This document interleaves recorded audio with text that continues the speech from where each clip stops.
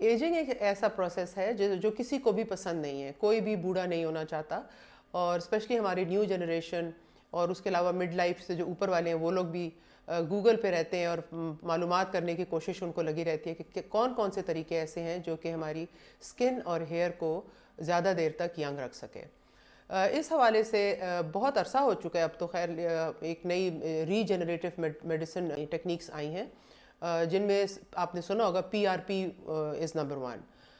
PRP के बारे में भी बात करते हैं, लेकिन मैं पहले आपको बता दूं और कौन सी प्रोसीजर्स हैं। उसके अलावा है exosomes and then there is stem cell. तो ये तीनों प्रोसीजर्स रीजनरेटिव प्रोसीजर्स कहलाए जाते हैं, जिसका मतलब ये है कि ये आपके सेल्स में जो जो फंक्शंस ख़राब हुए हैं, वेदर ड्यू टू एजिंग और ड्यू टू एनी डिजीज़, तो वो उसमें कोशिश करते हैं कि आपका फंक्शन जो है वो बहाल हो। अब जब मेरे पास क्लाइंट्स आ रहे हैं तो उनमें ये बहुत बड़ी कन्फ्यूजन है कि PRP कराया जाए, एक्सोसोम कराया जाए या स्टेम सेल कराया जाए, और इसमें फ़र्क क्या है।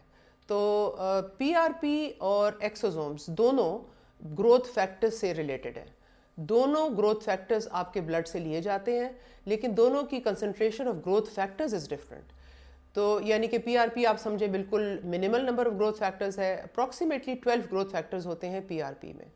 और अगर आप एक्सोसोम की बात करें तो उसमें अबाउट 380 ग्रोथ फैक्टर्स होते हैं। तो obviously the requirement of the patient will make a choice कि किस पेशेंट पे क्या करना चाहिए। PRP ज़ाहिर है ऐसा क्लाइंट होगा जो यंगर होगा, जिसके स्किन में इतनी रिंकल्स का प्रॉब्लम नहीं होगा, एक्नी स्कार्स के लिए वो प्रॉब्ली आई होगी या रिजुविनेशन के लिए आया होगा। एक्सोसोम्स एक न्यू टेक्नोलॉजी है जिसका तरीक़ाकार collection of method is the similar to PRP, आप ब्लड से ही निकालते हैं, but the unit is different.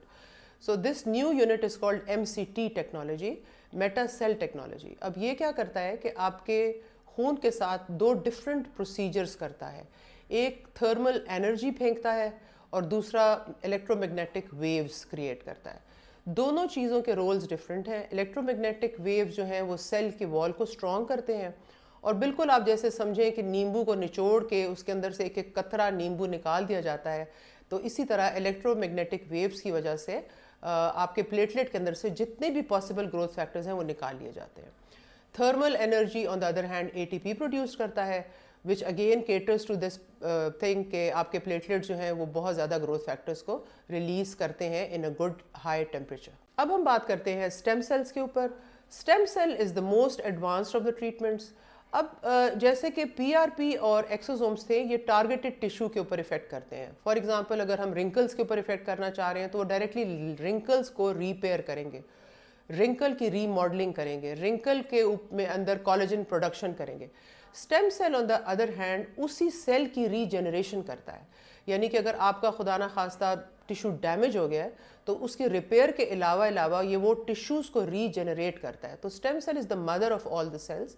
वो आपकी मर्जी होती है कि आप उस स्टेम सेल से कौन सा सेल को पैदा करना चाहते हैं। फॉर एग्जांपल डेंटिस्ट उसे डेंटिस्ट्री में यूज़ करते हैं, ऑर्थोपीडिक्स वाले जॉइंट में यूज़ करते हैं, तो हम लोग उसको स्किन में यूज़ करते हैं, हेयर वाले हम लोग ये हेयर में भी यूज़ करते हैं।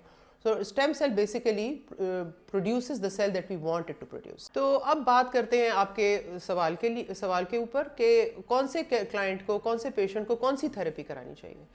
तो अगर कोई यंग क्लाइंट है और उसके फेस के ऊपर मामूली रिजुविनेशन की प्रॉब्लम्स हैं, कलर डल हुआ है और हल्की हल्की फाइन लाइंस आई हुई हैं, ओपन पोर्स हैं, तो for that client whether it's a boy और a girl, PRP would be the ideal treatment. On the other hand अगर वो ज़रा मिड एज की क्लाइंट हैं, ख़ातून या साहिब, और उनका फेस पे डीप रिंकल्स हैं, तो वी विल एडवाइज़ कि उनको एक्सोसोम करवाया जाए, क्योंकि एक्सोसोम में नंबर ऑफ ग्रोथ फैक्टर्स बहुत ज़्यादा हैं।